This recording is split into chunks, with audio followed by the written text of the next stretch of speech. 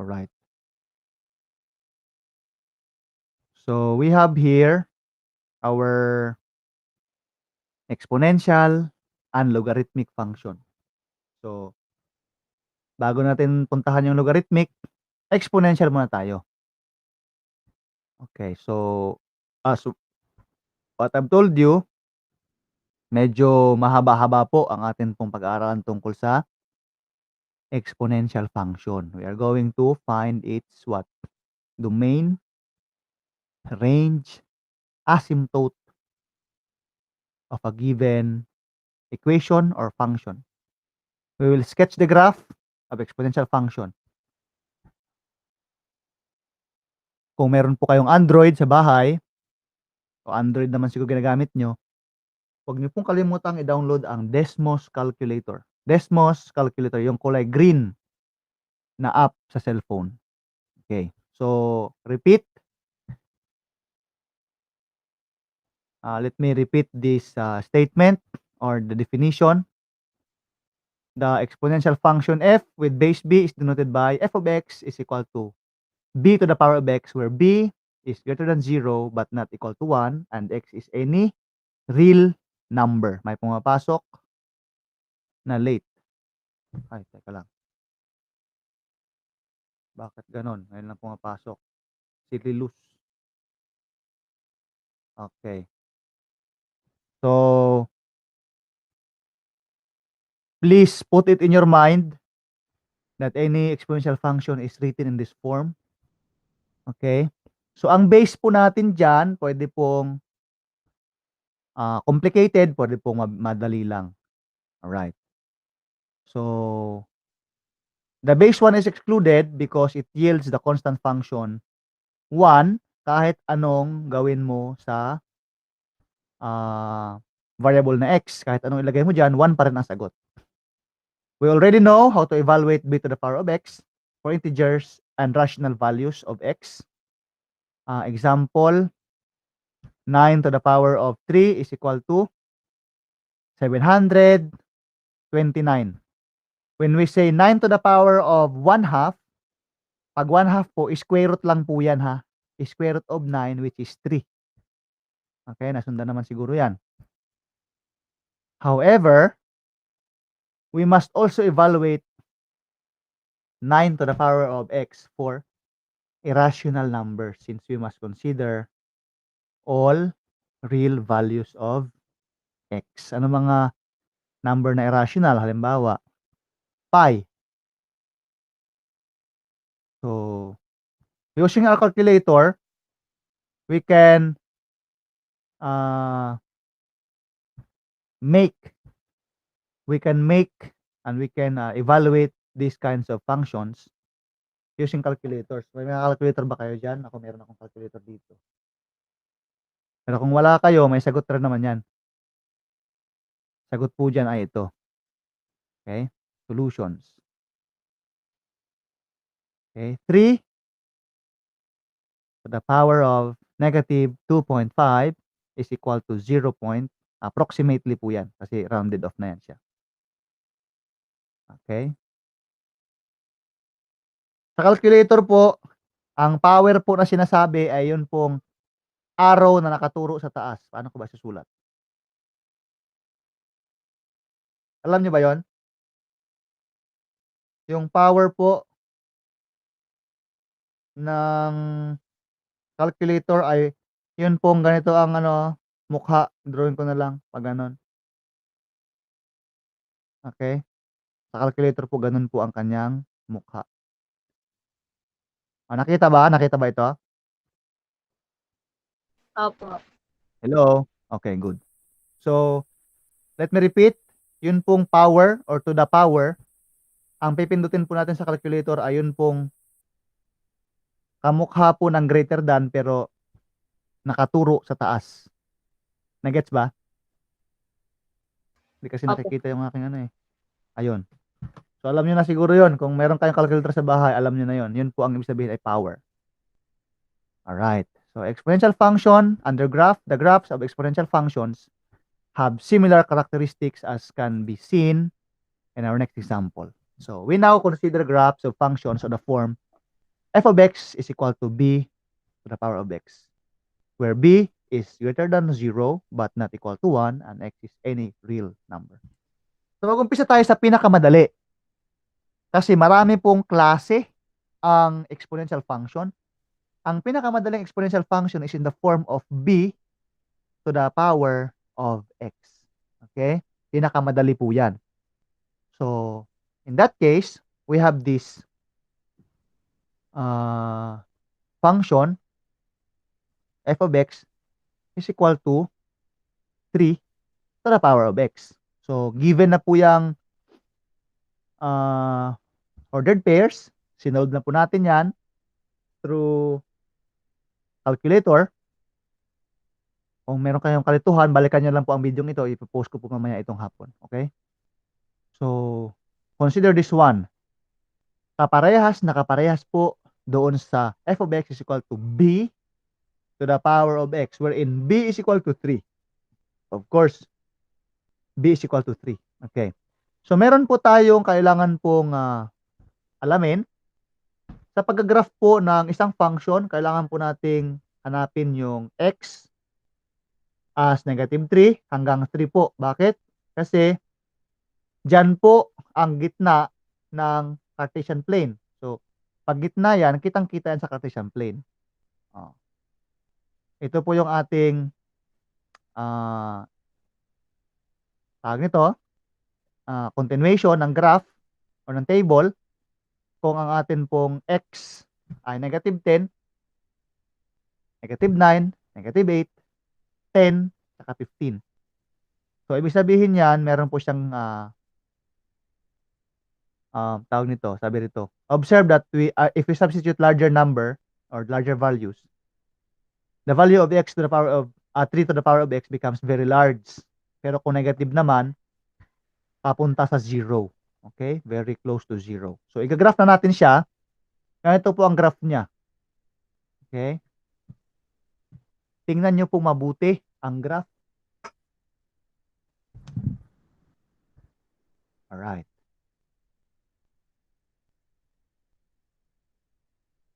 Nakita ba ang graph? Opo. Okay.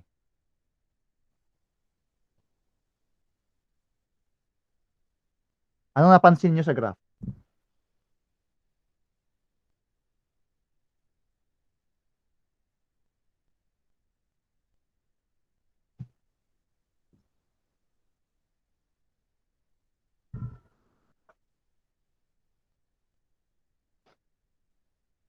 Anong napansin nyo sa graph? Saan dumaan ang graph? Anong ordered pair? Anong point? Ano ang y-intercept ng graph?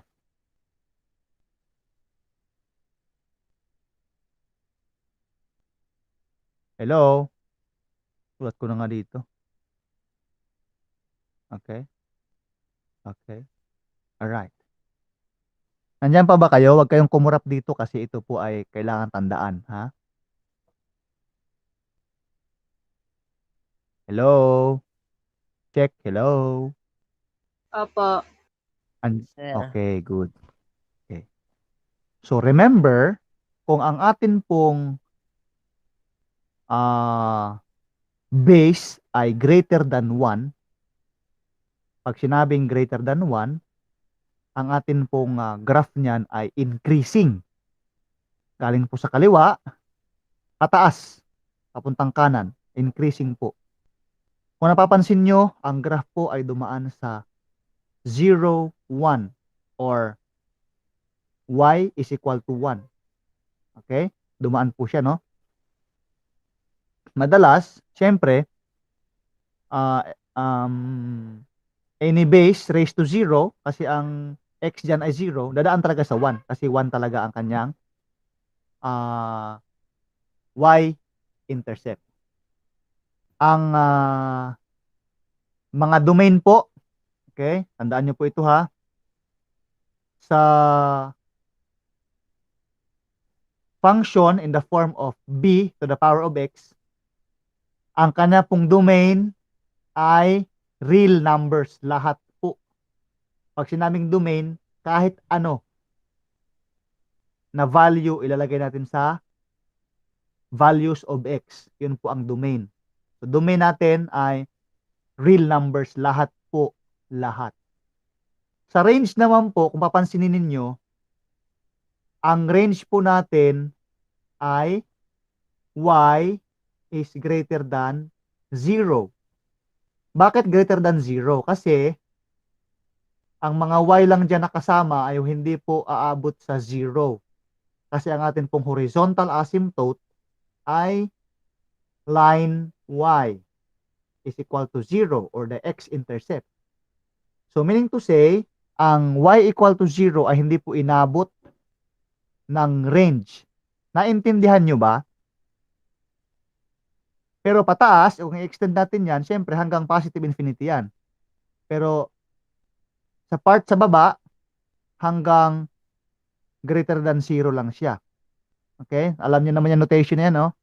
Itong range po na ito, pag sinabing open nga ba yan? Open or close? Wait lang. Ikatin sa ating kodigo.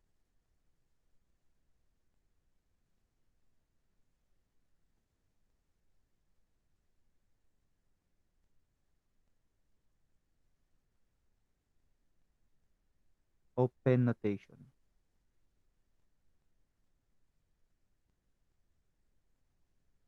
Alright. So, open po yan. Open, ano? Pag sinabi po nating open interval, hindi po kasama ang 0 at saka yung positive infinity, yung pinakadulo. Kaya lang, hindi natin alam yung positive infinity dyan. Open yan, yung bracket po ay close. Okay? May tanong ba? Wala. Wala Tandaan po po. natin yun, no? Wala naman. Okay. So, y is equal to 0. Papansinin natin ulit yun, ha? Babalik ko lang, ha? Tingnan nyo mabuti yung kabaliktaran ng 3. Okay? Ang kabaliktaran po ng 3 ay 1/3. So, yan naman kanyang yan naman ang kanyang graph. Parehas pa rin po ng domain, parehas ng range. Okay, but the function graph is decreasing. Ang ingay yata ng anak ko, Narinig niyo ba? Okay. So, kabaliktaran lang po ng y equals to 3 to the power of x, yung y is equal to 1/3 to the power of x. Kabaliktaran lang po. Nagets ba?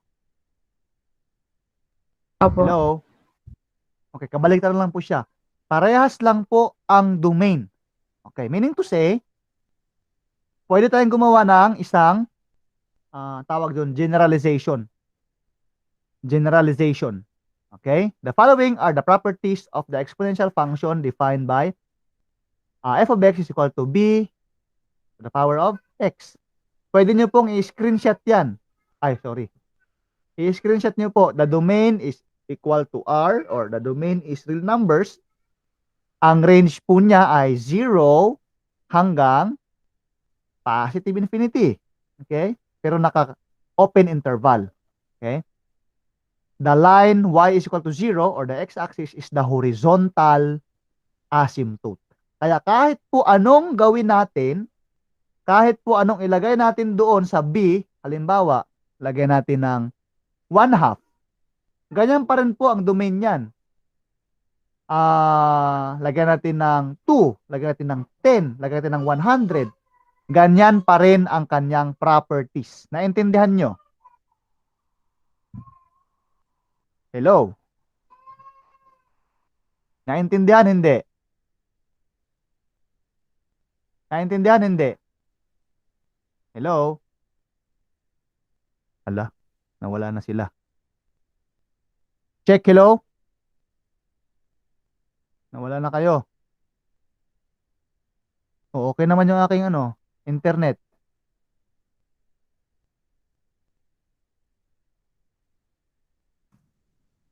Gets ba yan?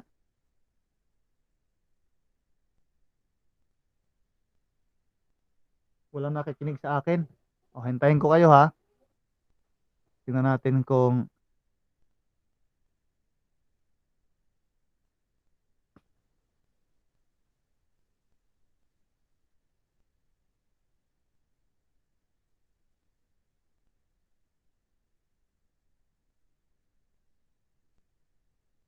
Paki-screenshot po.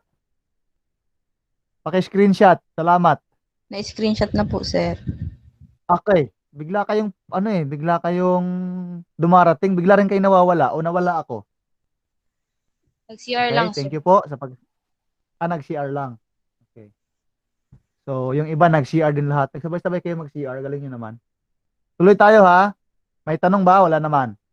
Wala naman The po. following are properties of exponential function. Tuloy po ito ha. Tuloy po ito. The y-intercept is the graph. The y-intercept of the graph is 0, 1, or y is equal to 1. Okay? If b is greater than 1, the function or the graph of the function is increasing. Kung yan naman po ay fraction or from in between 0 and 1, decreasing po ang ating function. Kaya po, ang 1/3 ay kabaliktaran lang po ng 3. Ang 1/3 ay kabaliktaran lang po ng 3. Okay? Kabaliktaran lang po ng 3. Alright. So, the function is 1 to 1. So, ibig sabihin, kung 1 to 1 ang function, meron po siyang inverse. Medyo mahirap nga lang ang inverse, intindihin kung hindi pa natin alam ang logarithmic function. So, bago natin alamin ang ang inverse niyan, alamin muna natin yung logarithmic function, which is the next of our lesson. Actually, ang inverse po talaga ng exponential ay logarithmic. Okay, logarithmic or logarithm. Siguro narinig nyo na or na pag-aralan nyo na sa lower years. Alamin natin sa susunod. Okay? So, again, I will repeat. Ito po yung mga properties ng exponential function kung siya ay in the form of f of x is equal to b to the power of x. The domain is R. The range is open 0 until positive infinity. And then the line y is equal to 0, or the x-axis is the horizontal asymptote of the graph. Yung y-intercept is the 0, 1, or the line y is equal to 1, or the point 0, 1. If b is greater than 1, the function is increasing. If b is in between 0 and 1, then the function is decreasing, and then the function is 1 to 1. Huwag nyo pong kakalimutan. Salamat. Okay? Kasi po, pupunta na tayo sa pangalawang example. Okay. Parami po ito. So, consider the function in the form of f of x equals a times b to the power of x. Ayan na. So, meron na po siyang kasama. Hindi lang po siya b to the power of x. Kung hindi, meron na po siyang a. Alright. Sabi rito, the general shape of our graph will be determined by the exponential variable x, which leads us to ask what role does the coefficient a and the base b play here. Let's take a look. Tingnan natin ha. So, ito po yung example niyan. Okay? F of x is equal to 2 to the power of x, 4 to the power of x, 5 to the power of x. Ano kaya ang a dyan? Tingnan natin. Okay? Ay, nawala. Sa 2 muna tayo. 2. Tingnan nyo mabuti ha. Si 2, ito po yung graph ni 2. Parehas na parehas po kanina. Si 4 ay ganito po. Si 4. Okay? Si 5 ay ganyan. Okay. So, ano po napansin nyo sa Ba't baliktad yun? Domain at saka race na baliktad. Wait lang ha. Nagbaliktad eh. Kala ko, sir, naduling na ako. Wala, hindi na ako marunong mag-ano nito.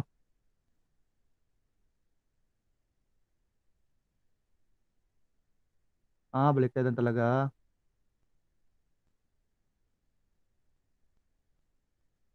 Ayun, ayun. Tama, ayan oh. Baliktad lang talaga siya pala.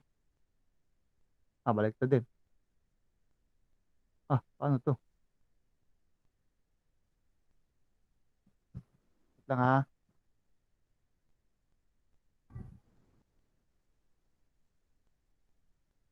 Yun, maayos din. Ayan.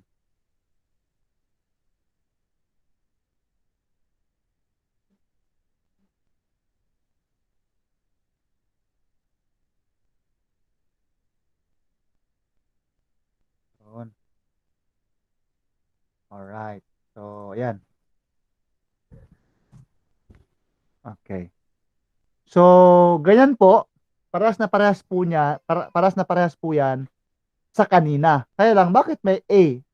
May A ba talaga dyan? May A ba talaga dyan? What you think? Meron bang A dyan? Ang kanyari, let's take a look for the first, yung blue. F of x is equal to 5 to the power of x. Ano po ang B dyan? Ano ang B? Ano ang B sa itong function na to? 5, sir. 5. Yung x, x din. Ano naman yung A? Ano yung A?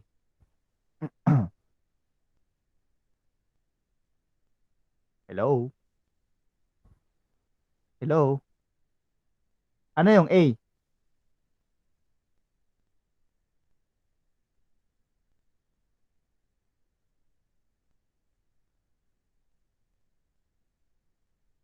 Okay.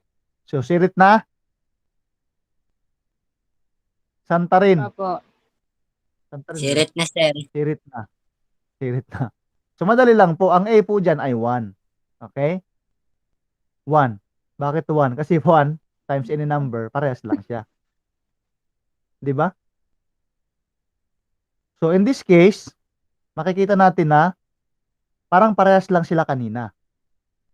Okay? Parehas lang po yan kanina. Okay, observe naman natin yung kabaliktaran. Ganun lang din. Okay? Ganun lang din siya.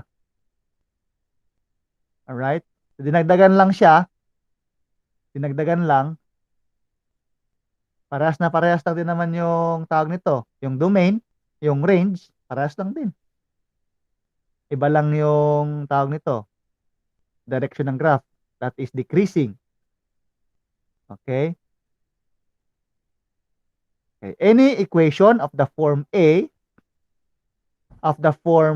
y is equal to A times B to the power of x, where A should not be equal to 0. Kasi pag ang A 0, patay tayo dyan. Magiging 0 na ang buong equation. So, ang B natin is greater than 1 and B is not equal to 1. Alright. So, can you explain why B is restricted from assuming negative values? Alam nyo ba kung bakit ang B ay restricted from assuming negative values? So, isip-isip. So, kung hindi pa alam, isipin mamaya. Okay? Isipin po natin mamaya. Okay. So, to see what impact A has on our graph, we will fix the value of B at 3.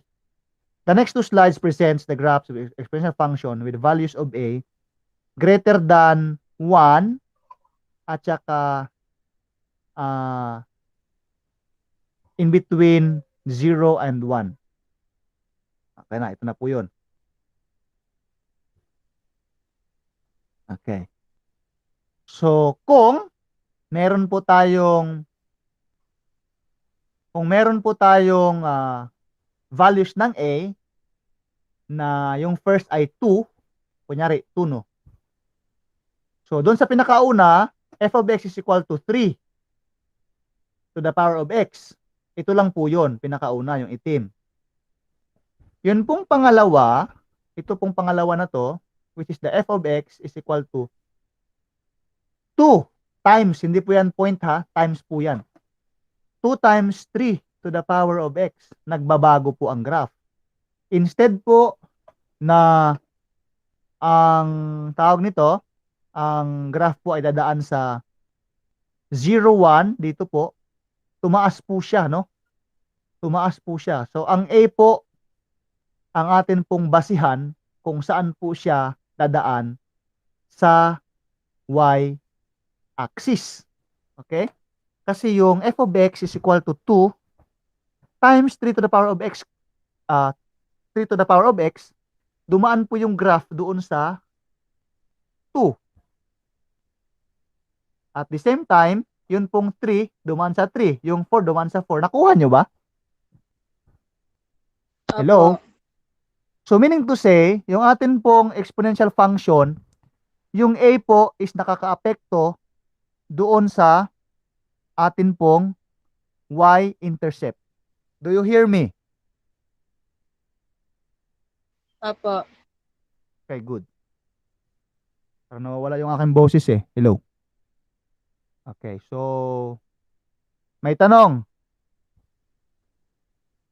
Advance po tayo, no, pero sino-shortcut po natin ito kasi sa libro kasi napakahahaba ng mga explanation. Inisa-isa po kasi sa libro. Okay? Inisa-isa sa libro. Okay, let's continue. Yung baliktad naman, yung values ng A, ibig sabihin, doon sa in between 1 and 0, ganun din. Kung ano po ang nilagay doon sa A, doon din po dumaan ang values ng, ang intercept o yung graph mismo. Meaning to say, yung A talaga ang dinadaanan ng graph sa y-axis. Nakuha.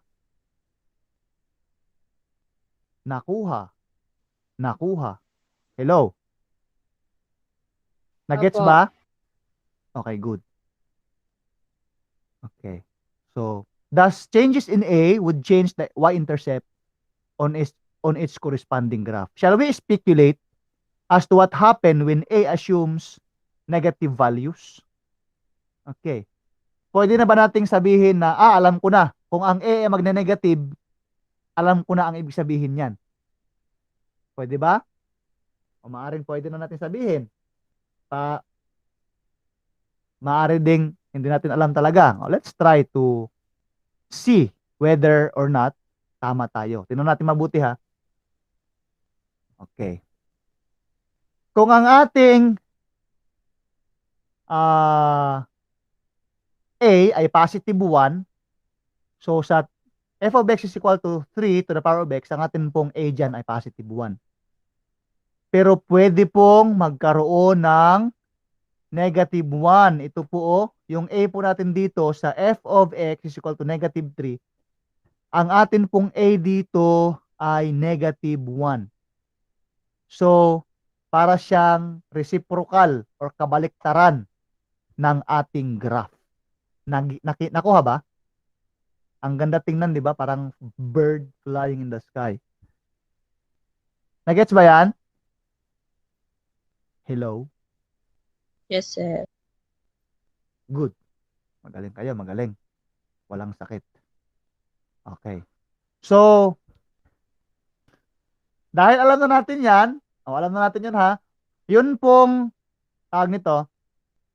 yun pong exponential function in the form of y is equal to a times b to the power of x. Doon na po tayo magbe-base sa atin pong understanding. So, yun pong pure b to the power of x, tanggal na natin yung sa ating iniisip, no? Kasi, as we continue, mas lalong dadami po. Mas lalong dadami ang mga variable. Ito na po yung last. Oh, may last pa pala.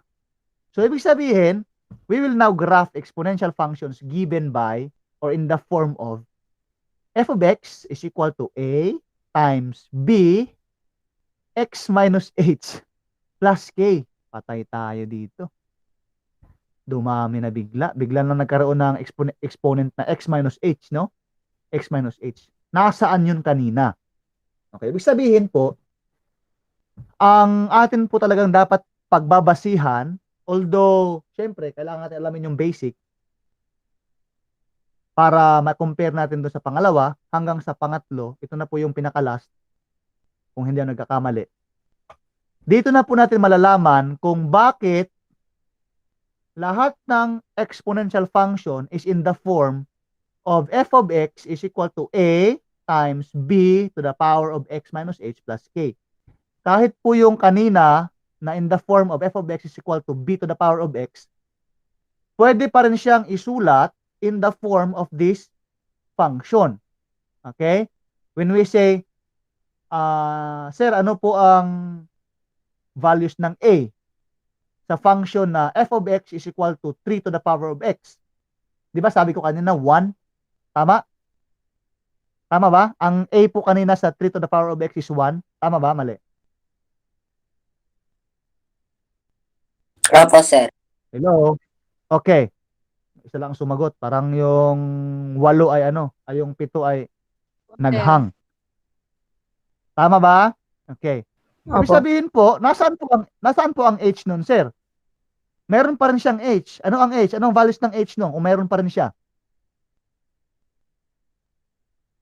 Ano ang values ng h doon sa 3 to the power of x? 3 to the power of x. Ano ang values ng h? Hello? Hello? Balikan nga natin din. Ito, tingnan natin to. Ang pinaka-last natin na iintindihin ay y equals or f of x is equal to a times b to the power of x minus h plus k. Ano ang values ng a rito? Sabi niyo 1. Tama, di ba? Ano ang Opo. values ng h dito? Ano ang values ng h dito? Sa graph na to. Sa function na to. Wala, di ba? Wala nakalagay h. So ano ang values nun kung wala? 0. 0. Wala 0. Nakuha nyo? Opo. So ibig sabihin, yung h po diyan sa minus h na yan, wala po siya. Kaya 0 siya. Nakuha. Ano ang k dyan? Plus k. May nakikita ba kayong k dyan?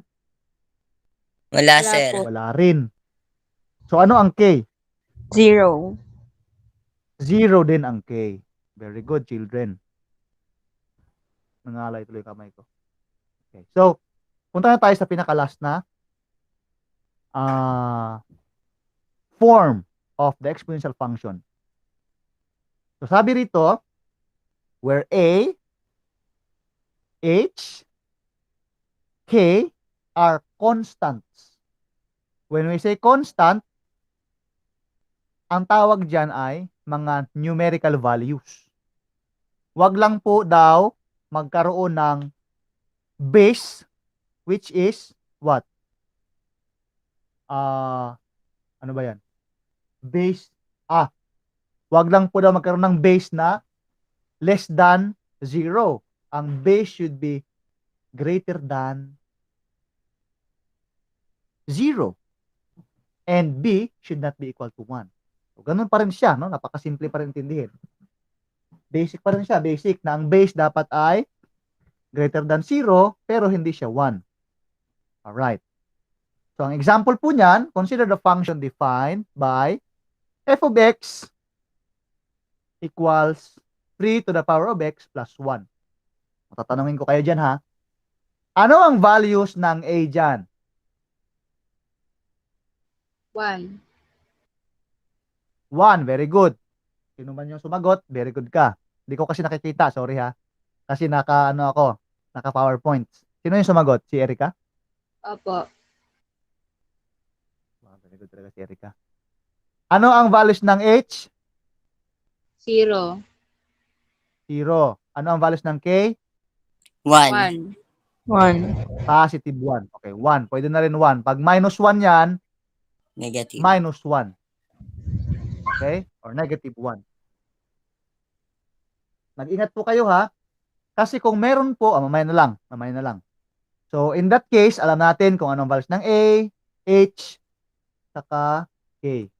So, the domain of the function is R. Okay? The range is 1 hanggang positive infinity. Bakit kaya? Bakit 1? Right. Bakit 1 ang range? Kasi sa domain, dun sa values ng x, pwede mong ilalagay lahat ng values ng real numbers, kahit ano. Pwede pang irrational eh. Pwede pa nga yung pi eh. Kahit anong numbers, pwede ilagay mo dun. Pero, pagdating sa range, instead na kanina, nakafix tayo dun sa open interval, 1, and positive infinity. In this case, nagkaroon tayo ng isang napakalupit na 1 at saka positive infinity. Bakit tumaas? Bakit tumaas? Hello? Yung ating range. Ang Dahil sa values ng... Okay, so, meaning to say, ang pagkakaintindi ko rito is that, dahil dito sa 1, kaya umangat ito na, kaya 0 lang yan kanina eh. Naalala nyo ba? Ito pong 1 na to, 0 lang to kanina. Kasi, 3 to the power of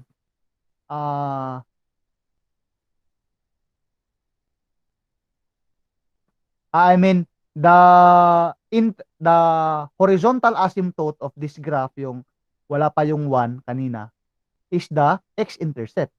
Kaya talaga mag-uumpisa talaga sa 0 ang bilang ng range pataas. Kaya lang, in this case po ay nag-1 siya dahil po dito. Okay? Dahil po dito sa kanyang positive 1. So, ang range po natin ay nagdagdag po ng isa. Okay? Nagdagdag po ng isa. The range is 1 and positive infinity since the power of 3 are positive and the expression 3 to the power of x plus 1 is greater than 1. Okay? Greater than 1 po yan. Dahil po sa 1 na yan. Okay? Greater than 1 po yan. Kasi kung lalagyan natin ng 0 yan, ganun pa rin, magiging 2, no? Ang atin pong y-intercept dito ay hindi na po sa 1. Kung hindi, sa 2. Okay? Sa 2 na po yan. So, ano pa? Ayun, no? Tumaas din po ang kanyang horizontal asymptote. Okay? Tumaas din po. Ibig sabihin pala, ang horizontal asymptote po ay may kinalaman sa values ng K. Ito po si K ay yun po yung values ng horizontal asymptote. Kaya kung tatanggal natin si K, ang atin pong horizontal asymptote is Y equals 0. Kasi 0 si K. Pero kung lagyan natin si K ng number, magiging si K na ang magiging horizontal asymptote. Naintindihan ba? Opo. Opo, sir. Kung ibababa natin to si K, halimbawa, negative 3, bababa rin yung horizontal asymptote. Nakuha? I hope so. Opo. Okay? Note that the line Y is equal to 1 is the horizontal asymptote of the graph. Kung ano ang ilalagay natin sa K, siya na yung magiging ating horizontal asymptote. Okay. Ito na po yung following properties of the exponential function defined by f of x is equal to a times b to the power of x minus h plus k, where the coefficient of x is positive. Okay? Positive. Positive. Positive po yan ha, positive. So, ibig sabihin, dito na po tayo magbe-base. Although kahit memorize na natin yung properties kanina, dito pa rin pa tayo magbe-base kasi para hindi tayo malilito. Kasi dito, kahit na walang k, alam natin na 0 kagad ang k. Kung wala ang h, 0 din ang h. Sabi rito, the domain is R. the domain is R or the values of X is the real number. Kahit ano po. Naintindihan nyo naman yung real number, no? Opo. Lahat ng alam yung number, ang tawag po dyan, real number. Okay, ginugrupo-grupo po yan, ano? Alright. The line Y is equal to K is the horizontal asymptote. Kung ano ang ilalagay sa K, yun na yung horizontal asymptote. Ano pa? Ay, teka lang pala. Screenshot first. Screenshot. Paki-screenshot po para hindi po makalimutan at isulat sa notebook para hindi po makalimutan. Salamat. Okay. Next. Ay, grade 11 kayo, di ba? Opo. Opo. I almost forgot. Nagbibigayan po ng tablet ngayon doon sa school. Sino pa ba ang hindi nakakuha ng tablet sa inyo? Yung pipitsuging tablet. Kung nagagamit pa rin naman po. Pang Nakuha ko na yun sa akin, Sino sir. nakuha nyo na sa inyo? Okay. Meron po tayong tablet doon sa school, ha? Hindi pa po. Pamimigay po yun ngayon kasi nga, sino pang wala? Meron pa bang wala? Pumunta na kayo sa school mamaya-maya, ha? Pagkatapos ng ating klase. Alright? Okay. Ang atin pong tablet, pwede niyo pong gamitin sa Google Classroom at saka sa Google Meet. Tanggalin niyo lang yung lahat ng application doon. Tanggalin niyo si YouTube, tanggalin niyo si kung sino-sino. Ang iiwan niyo na lang si Google Classroom, si Google Meet at saka si Messenger kasi yun lang ang importante. Actually, si Messenger, kung may cellphone naman kayo, sa cellphone na lang kayo mag-Messenger. Okay, tuloy tayo, ha. Screenshot na yan, ha. The range is this one, okay? Ito po yung range natin. If A is greater than 0, okay, ulitin ko, ha. Kung A po, ang atin pong A ay positive, kung si A po ay positive, ang atin pong range ay uumpisa po paglampas ng K or mag-uumpisa sa open interval K and positive infinity. Tandaan nyo po yan, ha, kasi ayoko pong maglalagay kayo ng sublime na notation pagdating sa range. Pag ang A naman natin ay negative, meaning to say, meron tayong halimbawa, negative 3 to the power of X, negative po ang K noon. Okay? Mag-uumpisa naman tayo kasi ang graph po noon ay papunta sa negative infinity. Kaya naman, ang atin pong range doon, mag-uumpisa po tayo sa negative or open interval negative infinity and K. And then, kukulungin po natin ng open interval, which is the parenthesis. Nuggets. Nuggets. Chicken nuggets. Opo. Okay, good. The function is 1 to 1, of course. Sinabi ko na kanina. Ay, sorry. Tawag dito. Screenshot. Screenshot. Malalaman lang po natin ang inverse function ng tawag nito, exponential function, kung maintindihan na natin yung logarithm. Okay? So, tuloy tayo, ha? Tuloy tayo. Buhay pa naman kayo dyan. Malapit na po tayo matapos. Malapit na po kasi ang sunod nito, logarithmic exponential equation na. So malamang titigil muna tayo kasi baka mapuno naman kayo ng mapuno kayo ng mga kaalaman. Okay? So the next slide show two examples of graph of exponential functions of the form. This one, okay, as well as the properties of the function given. Tingnan natin. Ayan. Ano po ang domain? Ang domain po ay real number. Ano po ang kanyang horizontal asymptote? Ano po ang horizontal asymptote dyan? HA, ang ibig sabihin na ay horizontal asymptote. Negative 2. Negative 2. Alright? Range po natin, ang range. Ang range po natin ay magiging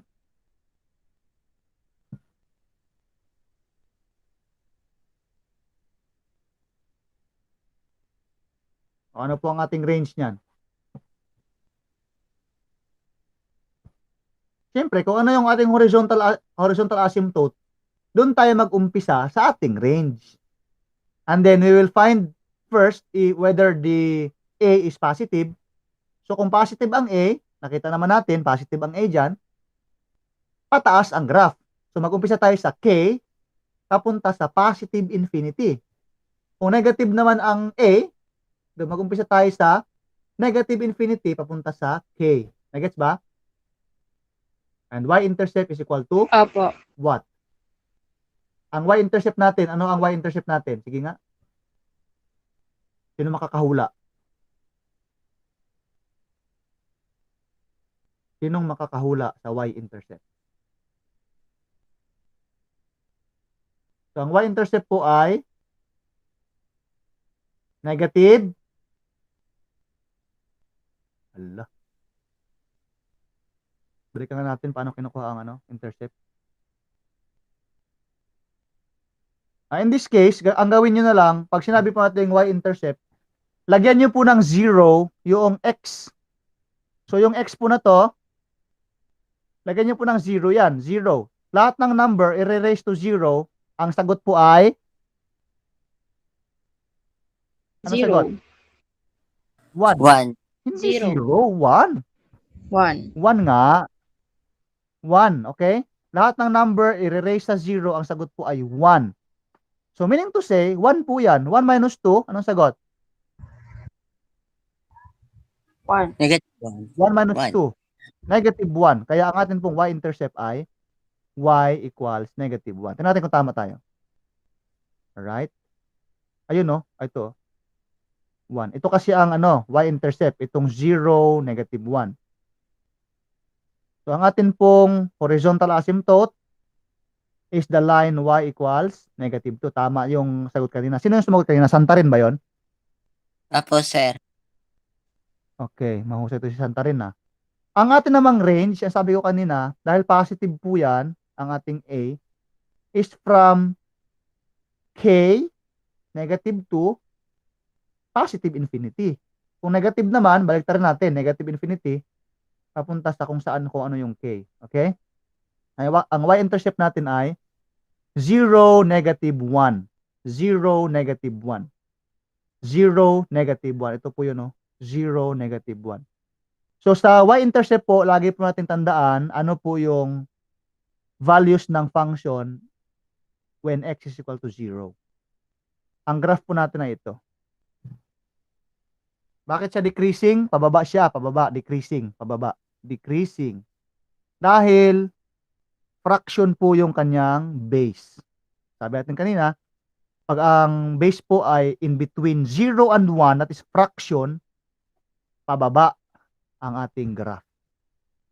Alright, next. Uy, bumaliktad. Ano na naman yan? Bumaliktad siya, no? Bigla tayong pinahirapan. Ano ang values ng A? 1.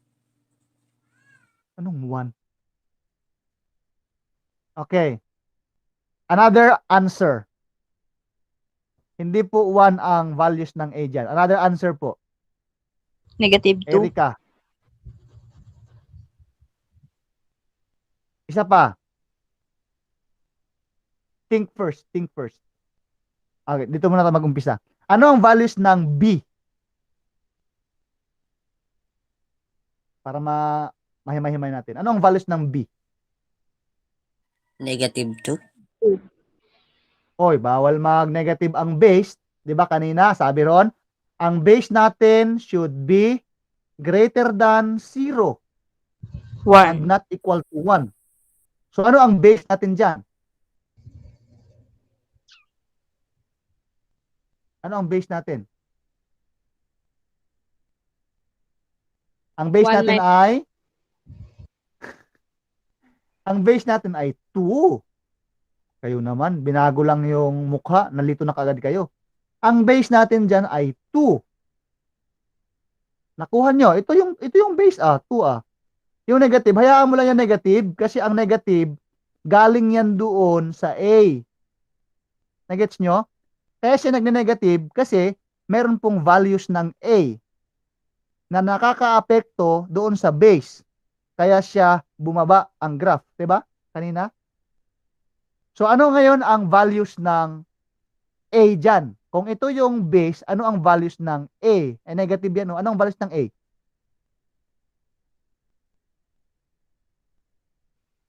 Hello? Sige Negative lang, 1. sagot lang kayo para ang atin pong A diyan ay -1. Sino sumagot? Erika? Opo. Okay, -1 po kasi -1 times 2, -2. Nakuha. Okay? Opo. Nakuha ha? Okay, ano yung 1 na yan? Saan yan? Saan yung 1 na yan? So itong 1 na to, ito ay values ng ano A. itong 1 na to? Anong variable to? Hindi nga yan siya A. Kasi ang A kadikit ng B. Kaya nagkaroon ng negative dyan kasi ang ating A ay -1. Itong 1 na ito ay variable na letter. Kasama sa variable to. Ano nawawala na variable? Ito ay letter. Santa rin. Ano to? Ano ba yung mga variable natin? X, ano pa yung isa? H, K. diba?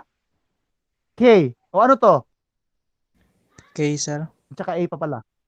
K. Ito yung K. Itong 1 na to, pwede mo tanggalin yan. Ipa-plus mo dito, +1. Nakuha. Gets ko na, sir. Pwede mo Palit na tanggalin lang. to, i-plus mo lang dyan, +1. Parehas lang. Binaliktad lang siya. Nalito ka lang kaagad, no? Ito talaga Opo. negative na yan. Negative talaga yan kasi dahil yan sa A. Okay? Dahil yan sa A na -1. Tumitigas na yung aking dito, liig. Okay. So, ito po ay K natin ha. Ito po ay K. Tandaan nyo po ha. Ngayon, ang tanong. Ano ang values ng H? Maraming magkakamali dito. Ano ang values ng H? 1, sir. 1. Another answer? 0. 0. Another answer? Ano ba yung mukha ng ating hinahanap na kanina? Ano ba yung general form? General form yun ha, yung tinatawag na f of x equals a times b to the power of x minus h plus k. General form.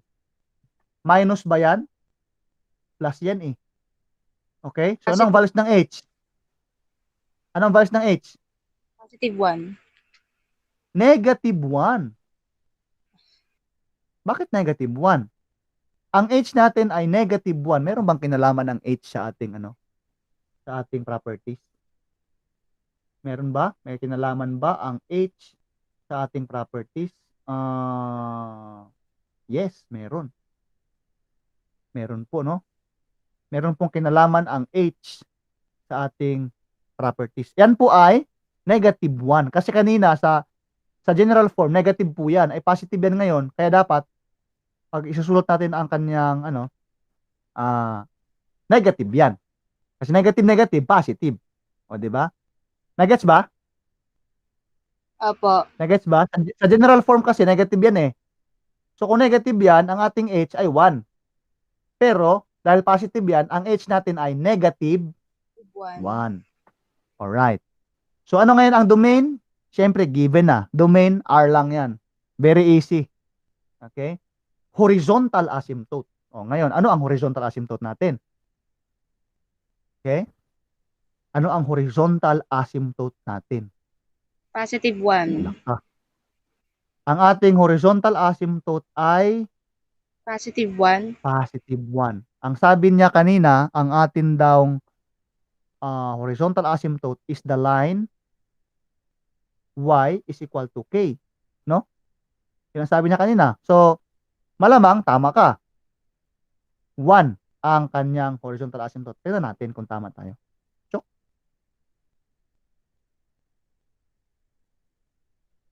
Wow, galing. Y is equal to 1. Tama. Ngayon, tanong, ano ang range? Ano po ang range niyan? So, nandito po tayo sa isang negative na A. So, ano ang ating range dapat? Ano ang unang isusulat natin? 1. Tama ba? Sa range po natin, ang ating unang isusulat ay negative infinity. Kasi negative ang A eh. Kaya negative infinity po tayo. Negative infinity hanggang 1. Nagets ba? Opo. Nagets? Okay. So, ibig sabihin pala, pag negative po ang A, uunahin po nating isulat ang negative infinity. Kasi ang pagbabasa po niyan ay galing sa baba, pataas. Galing sa kaliwa, papuntang kanan. Laging ganun po. Baka kayo ay magiging mga computer engineer pagdating ng panahon. Pag nagbabasa kayo ng mga graphs, laging sa kanan nag-uumpisa. O, ano ko lang ha, tawag nito, po-promote ko lang yung kung hindi kayo mapupunta sa business dahil ABM kayo, punta kayo sa mga engineering. Pwede rin naman kayo mag-engineering kung kakayanin ninyo. At kung mag-engineering kayo, kuha kayo ng mga engineering tungkol sa computer. Alam niyo kung bakit?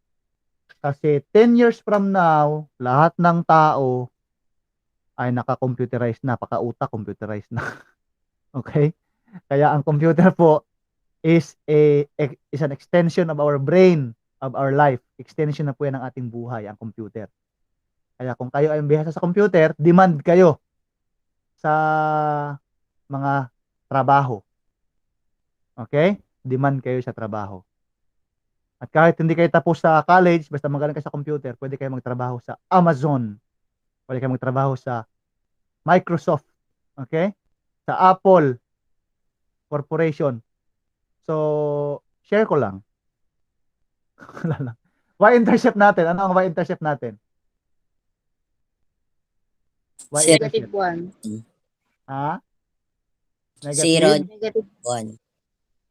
0, negative 1. Tingnan natin ha. I-solve natin. Pag 0 yan, okay?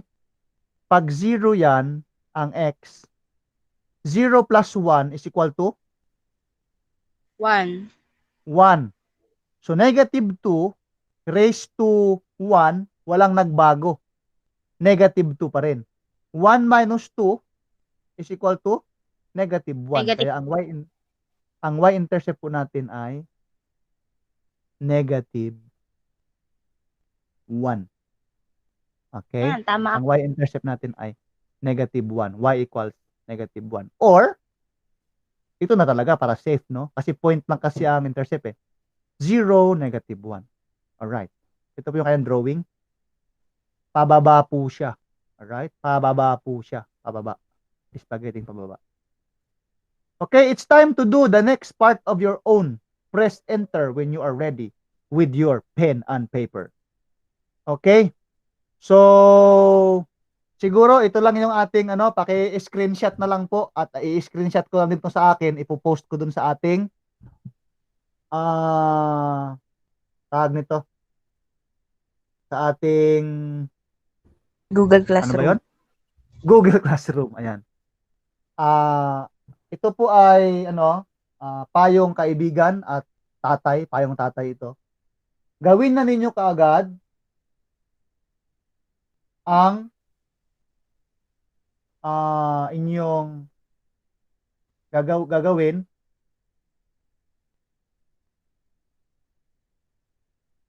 Nagalit na si Ma'am Alice dahil ang mga advisor ng grade 11 ay wala sa school. Ay ako, advisor naman ako ng grade 12 Okay. So, gawin nyo na kaagad habang fresh pa sa mind nyo. Okay? Okay. So, screenshot nyo na at aalis na ako. Check. Kaya ano ko na to, itag nito. Stop recording. Sana ay kung